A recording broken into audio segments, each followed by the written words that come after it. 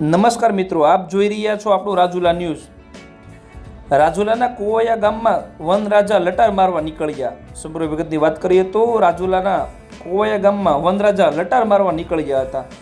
કોવૈયા ગામની બજારોમાં 4 સિંહો શિકારની શોધમાં આવી ચડ્યા હતા।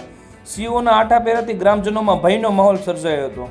હાલ આ વિડીયો સોશિયલ મીડિયામાં વાયરલ થઈ રહ્યો છે। આપ જોઈ રહ્યા હતા આપણું રાજુલા ન્યૂઝ।